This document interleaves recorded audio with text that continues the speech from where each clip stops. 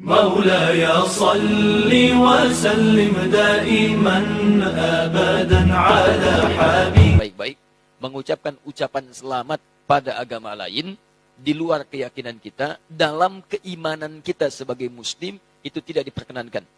Haram hukumnya mengucapkan selamat, misalnya A, selamat B, yang dalam selamat itu ada unsur pengakuan. Awas, ada unsur pengakuan, ada din selain Islam atau agama yang dibenarkan selain Islam. Itu adalah wilayah keyakinan iman kita. Sebetulnya sama aja. Yang bukan Islam pun, non-muslim pun meyakini kepercayaan dia yang benar. Jadi sebetulnya itu keyakinan standar setiap pemeluk agama. Itu indah sekali. Ya, indah dalam Islam itu. La ikraha fid din. Baik, tidak ada paksaan dalam agama. Kita nggak boleh paksa orang. Tapi kita pun tidak boleh mengikutkan keyakinan kita pada keyakinan orang lain. Dan itu sebetulnya standar dalam keyakinan beragama. Silakan cek. Quran surah ketiga Ali Imran ayat ke-19, paling kiri sebelah atas. Inna dina indallahil Islam. Inna dina, sungguh ad-din. Ad-din, pegangan hidup. Hal yang mendekatkan pada Allah. Din, yang dipahami dengan agama itu, kata Allah, nggak ada yang lain di sisi Allah kecuali Islam. Di Allah sudah mengatakan, lihat, yang saya ridhai, yang saya tetapkan, hanya Islam. Tidak ada yang lain. Bahkan kalimatnya menggunakan inda. Inda, indallahi.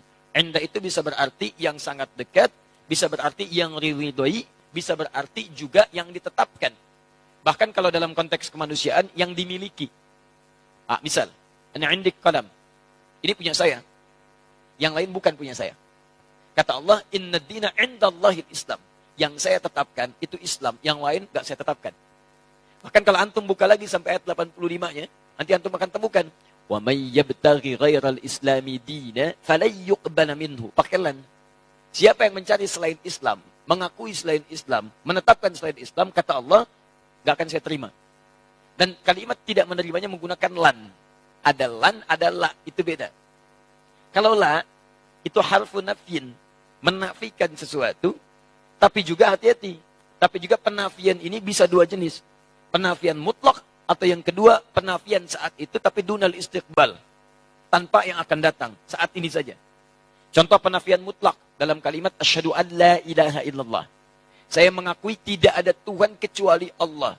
Ketika la-nya menafikan, mutlak. Ketika menggunakan alif lam, la ilaha, ketika menggunakan illa, isbat.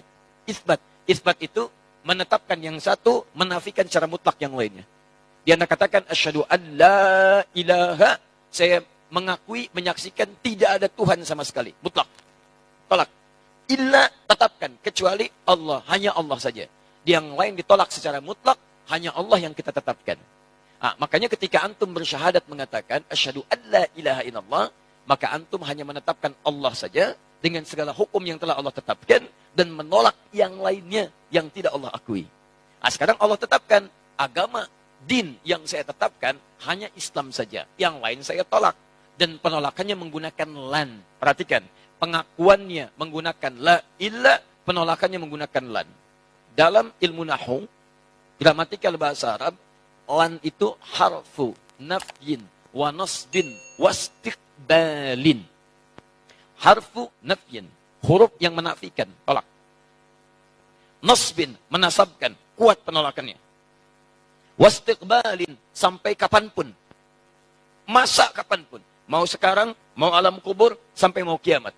Perhatikan cara menerjemahkan ayat itu. Wa may yabtaghi ghairal islami dina.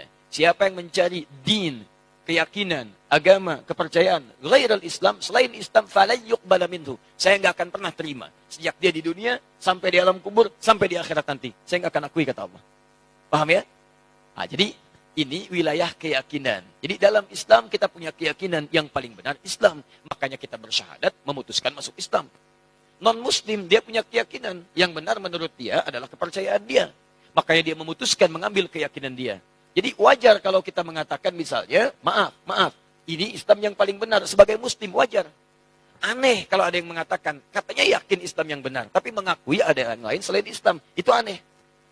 Makanya dalam teori ini tidak berlaku teman-teman sekalian, tidak berlaku hukum pluralisme. Nggak berlaku. Pluralisme itu pemikiran yang aneh. Ya, semua agama benar. Mengantarkan kemudian kepada Tuhan yang sama, cuma caranya beda-beda. Jadi dari semua yang benar itu, mana yang paling benar? Silakan cek. kalau semua agama benar, ngapain antum masuk Islam? Ngapain antum memeluk ini? Artinya Anda meyakini dari semua yang ada itu, Anda memutuskan ini yang paling benar. Makanya para pemikir kita sekarang mengatakan, pluralisme agama itu bagian dari agama baru. Jadi gado-gado dikumpulkan semuanya, jadi kepercayaan baru. Hati-hati. Dan saya katakan, pluralisme itu kemusyrikan kontemporer. Awas, hati-hati, kemusyrikan kontemporer. Jangan terjebak pada persoalan-persoalan yang demikian, itu mesti hati-hati. Nah, sekarang saya masuk pada inti jawabannya. Saya lambatkan ya. Saya mohon maaf karena kalau mengurai terlampau agak cepat karena waktu kita sangat terbatas.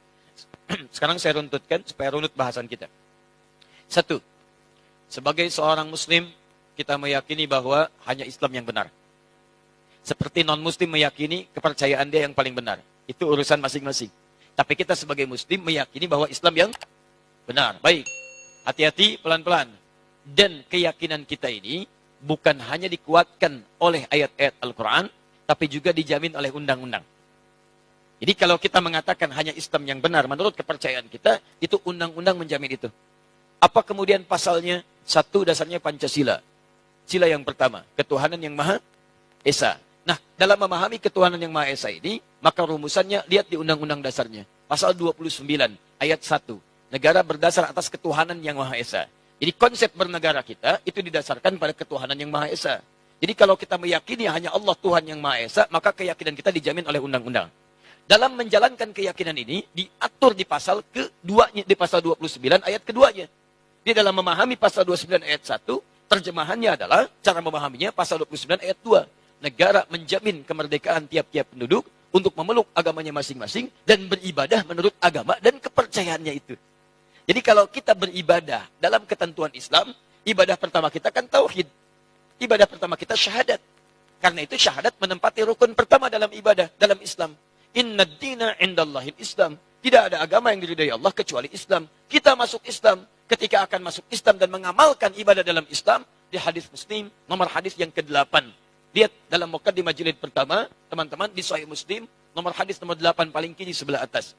Ada hadis disampaikan dari sahabat Nabi Umar bin Khattab radhiyallahu taala anhu. Di Al-Arba'in nomor hadis yang kedua.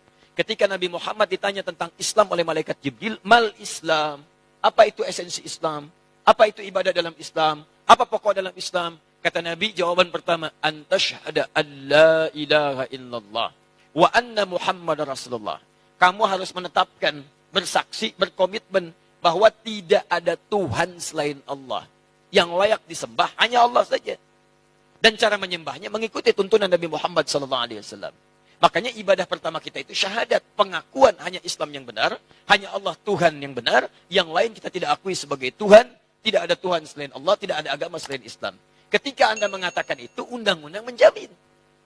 Jadi sebetulnya kalau ada orang yang menyoal Anda, nggak boleh itu keyakinan begitu. Itu intoleran. Dia sedang melanggar undang-undang.